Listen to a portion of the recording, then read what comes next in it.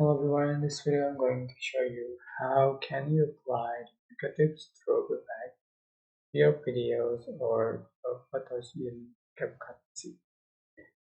So usually select the media and import your videos or select to edit, and I'm going to select this image, and to add the negative strobe, so I'm just going to pack, select video pack, and select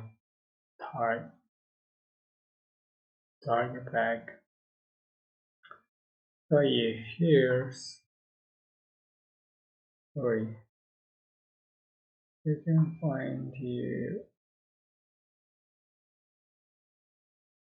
negative stroke. Just scroll down. Alright, here's to set it right, and just for it version is done, and change for the option right here for the color, filters, and speed.